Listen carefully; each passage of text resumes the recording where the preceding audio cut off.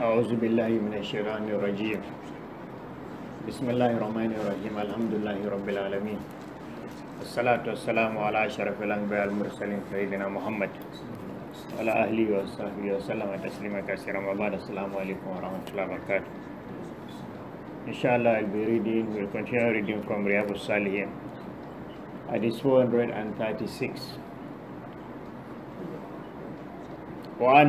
وعن أنس رضي الله عنه قال رسول الله صلى الله عليه وسلم: إن الله لا يرضى عن العبد أن يأكل الأكلة فيحمده عليها أو يشرب الشربة فيحمده عليها. رواه مسلم.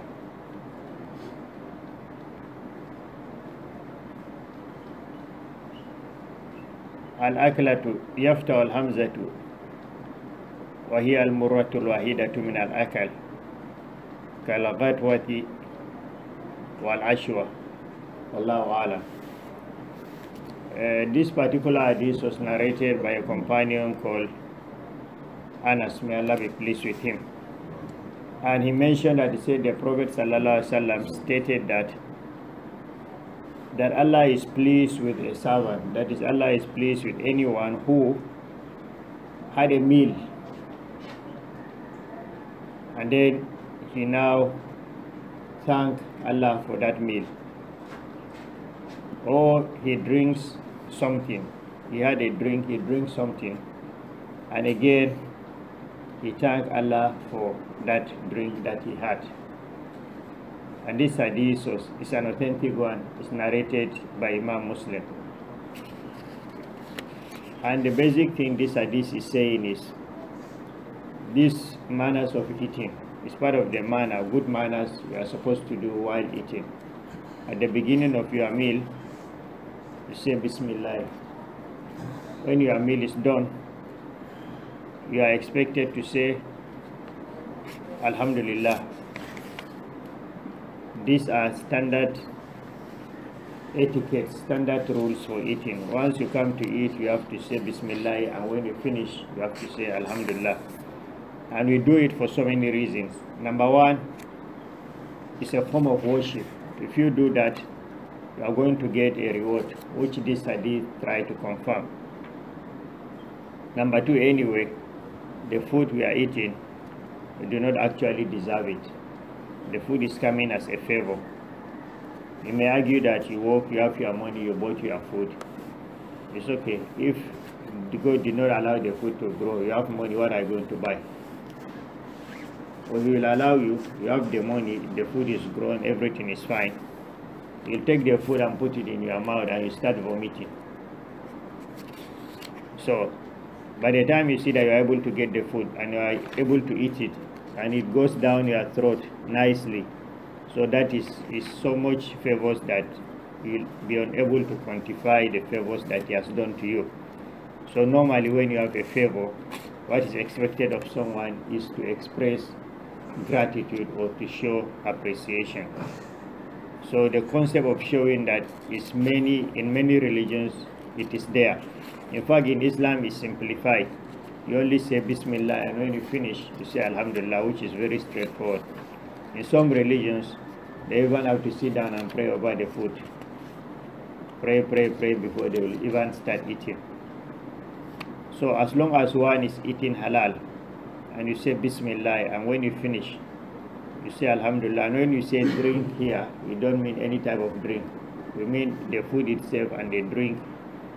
These are the legal ones, not alcohol, not intoxicants, not eating things that are not allowed, and also not eating what is allowed but to obtain it unlawfully.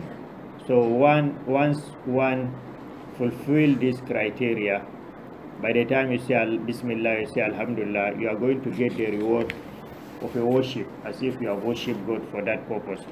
So after having your food and eating it and saying very two simple words, you are going to get a reward ascribed unto you. You are going to get an addition in your account, which is just a bonus.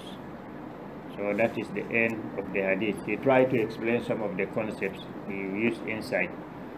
and he said this word akala, which you have explained, it just says just a meal, a single meal. By the time you take a meal or anything, and then you say that word, Bismillah, and then you say Alhamdulillah, you are going to get a reward. That is the long and short of this particular hadith. Subhanakallahumma bihamdika ashhadu an la ilaha illa anta astaghfiruka wa atubu ilayk. Alaikum assalam. What if somebody started eating food without saying Bismillah, and he came to notice that he didn't say Bismillah before starting eating? What is he supposed to? Anytime you remember, you say Bismillah. If you start eating, first spoon, you didn't say Bismillah.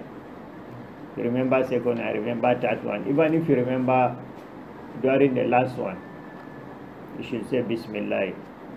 But if you did not remember at all, until you finish the food, and then remember you didn't say it, don't say you are going to go and bring another food and start eating all over again. Somebody asked a question. He asked one scholar, he said, what if I forget? And then he said, how far did you go? The man said, I've taken the first, the second, the third, the fourth. He said, stop.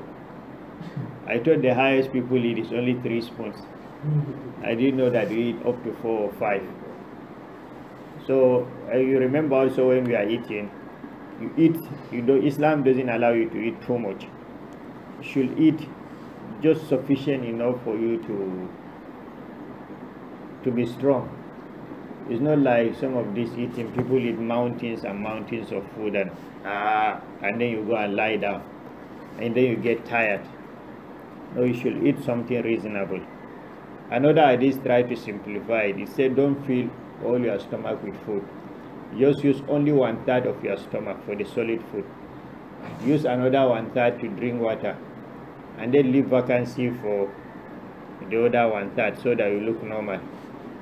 Most of us, why now we're having this 3 months, 6 months pregnancy as men, we are carrying big bellies. It's because we eat too much and we don't move about. And one of the serious problem that we have is never ever is even advised in a hadith, is advised in Islam, and that is the same thing. Don't eat after 6, after 7, when you know you are going to sleep by 9 or 10. Always eat plenty of hours before you go to sleep. Most people have that problem of, like mine, I have, but it's a small and it doesn't appear much. So when you eat late, after 8 you come back, you are tired, that's the time you eat, and immediately you eat, you just fall down on your bed. What happened? The food is not going to digest. The food is going to get rotten in your stomach, and by the time it rotten, just like any other thing that is rotten, it goes through a process of fermentation, not digestion. That fermentation, it produces a lot of acid and a lot of things, so it pushes the wall of your stomach and continue pushing. So if you do it for a long time, you are going to see your stomach will turn like a pot, because every time you lie down, it's not going to digest. It is just going to rot and ferment, and that's why the wall of our stomach continue expanding. That is one of the problem people have. They eat after Isha. Don't have the habit of eating after Isha, except if you are the type that goes to sleep at midnight or after midnight. In any case, when you eat that very late, most of the time what people do, you don't take a walk, you don't do anything, you just sit down on the chair and be watching TV, or you fall asleep. The same thing, your stomach will continue, and it's going to affect your muscles and your nerves.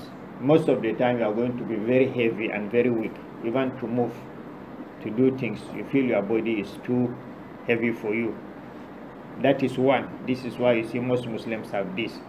The other major cause for other people is alcohol.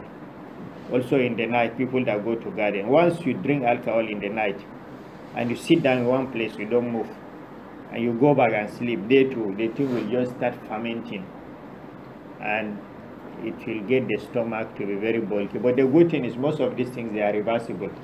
Once you change that your habit, and you stop it, you are going to see your stomach will start shrinking. Of course, it will not go back as flat, as stable as it used to be, but it's going to seriously reduce. So the food that we think we are eating to benefit us, most of the late food we eat in the night, it actually does more harm than good to our physical outlook and to our health and to our well-being. So never eat too much, and whenever you eat too much, move around and don't go to sleep.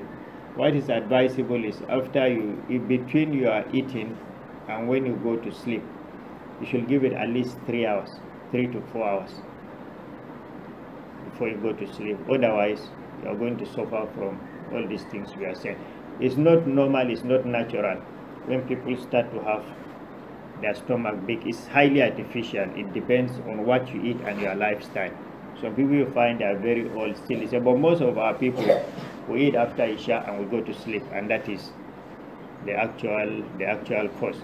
You may put the question that why is it that it doesn't happen to me until when I was getting older? It's a very simple logic. When you are small, before you get to the age of 40, your metabolism, the rate at which your body burns fat, especially brown fat and those digestion and everything, is very, very fast. By the time you are aging, your system slows down. So your body will not have the capacity to burn sugar, to burn things the way it used to burn before. So one of the first places that your body starts to keep fat is inside your stomach. And when we say fat, it doesn't mean you are eating suya or you are eating beans. Any carbohydrate that you eat, it is rice, it is tuwo, it is fura, it is all of these things. What happens is immediately get into the stomach, the fat, the carbohydrate that is not useful, when it is digested, it gets stored as a form of sugar, body sugar. And when the body does not need the sugar for activity, the sugar gets converted into fat. And that is why you have lines of fats in our stomach. It's one of the first places that start to keep fat in our body. The artificial excess fat, the extra carbohydrate that we consume, this is the first place where it keeps it, before now it goes to other part of the body. سبحانك اللهم وبحمدك أشهد أن لا إله إلا أنت أستغفرك وأتوب إليك. Yes. Alaikum assalam. The question that if somebody forgets to say Bismillah while starting or beginning, like in one hadith, it says if you forget to say Bismillah in the beginning and you remember in the middle or while eating, you can say Bismillah awwalihi wa akhirih. So that is to. Yeah, we have what he said. Bismillah. Actually, the saying is not Bismillah. Well, Bismillah, the one I read, Bismillah fi awali wa akhiri. But the simple meaning is you are just saying Bismillah. So, and it's never late. Even the last minute you can say it. But anyone, it's just, that is what the scholars have explained. Just say Bismillah. But like I have mentioned, you don't have sujudul badi in eating, or probably don't say you have finished it, you need to say Bismillah, you go and start eating again. Once you have finished eating, you have finished eating. So just remember to say it next time. But it's a habit. If you have the habit, you won't forget it.